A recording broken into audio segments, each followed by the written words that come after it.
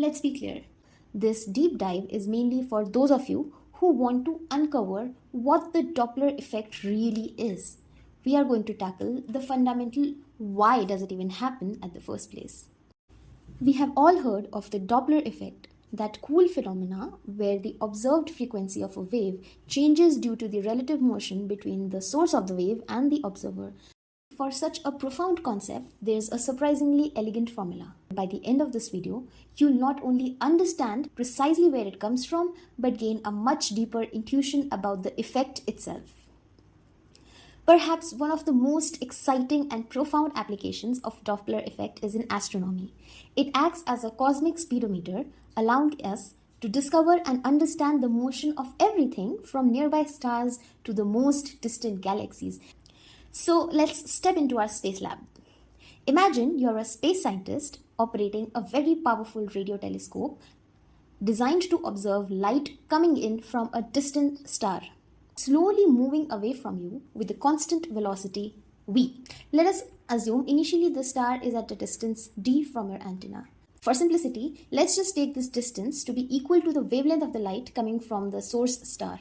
What we will do is we will track two consecutive photons emitted by our star. Suppose the star emits its first photon at E1. This photon travels the initial distance d to your antenna at the speed of light, c. The time at which the antenna receives this first photon is r1 and is equal to d by c. Notice how t1 is equal to the time period of the photon itself. Also notice how right after emitting the photon, the star moves away from the antenna by some distance, obviously because it is traveling at a constant speed v. The distance this star has moved is speed of the star multiplied by the time passed, that is v into t1. Since the star is constantly emitting photons, it will emit its second photon exactly after one wave cycle is complete. So the second photon is emitted at E2, which coincides with the time that is R1. This second photon travels through space and hits the antenna at R2. Notice how the second photon has to cover a longer distance to reach the antenna. So the time it takes for the second photon to travel the new longer distance is distance upon speed, substituting the values of distance and speed of light. Remember, initially we stated that d equals to lambda source and t1 equals to lambda source by c. Rearranging these terms, we get this. The individual photons hit the antenna at a certain frequency. This is actually what we call as the observed frequency. And the observed frequency is simply the inverse of the time interval between the times at which the two consecutive photons hit the antenna. Now, merging both the equations gives us this. And rearranging a few terms, we get the final equation. There it is. The same elegant formula we talked about at the start, now fully demystified. Upon continuation, you see that the photons are being emitted from the star at constant time intervals, that is t source. But the question here is, are the photons that are being received at the antenna also being received at constant time intervals? Let's find out. Look at the formula. Upon converting the frequencies to time periods, we get this. Break up the stuff inside the brackets and see t observed is equal to t source, which is constant, plus something which is also constant. So the time intervals for the photons received at the antenna are all constant, but definitely not equal to t source. Interestingly, you can tell from comparing the time intervals whether the star is moving towards you or away from you, and with what speed, just by looking at it. In this case, the value of v is positive, so t observed is greater than t source, which means f observed is less than f source, a classic case of redshift. This means to the observer, the light will appear redder.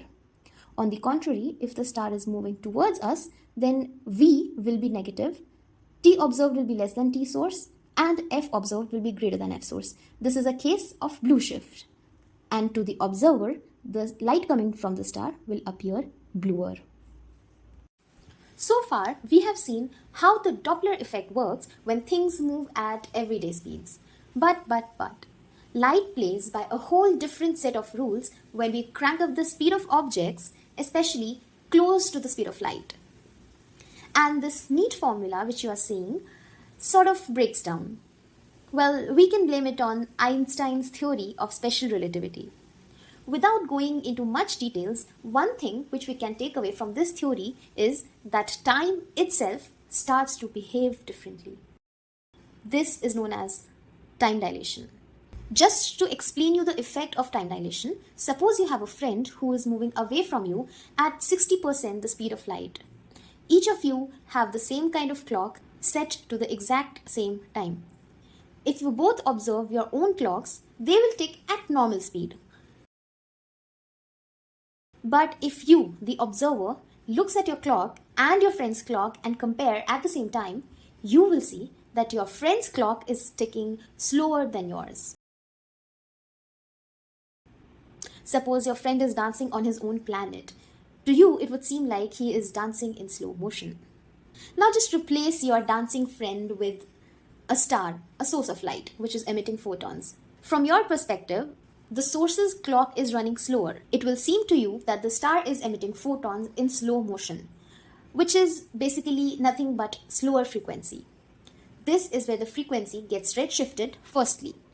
The frequency goes down by this factor, gamma. Now, we won't dive into the derivation of this formula here. This belongs to the deeper mathematics of special relativity. For now, let's just focus on the intuition behind it. Secondly, since the source is physically moving away, the photons experience the normal Doppler effect, which we discussed previously. And together, these two effects combine to give the full relativistic Doppler shift. So, at high speeds, time dilation always contributes to redshift. But depending on the direction of motion of source, we can observe either a redshift or a blue shift according to normal Doppler. From the edge of black holes to the edge of universe, every shift in color is a message. And the complete Doppler effect is how we learn to read this message.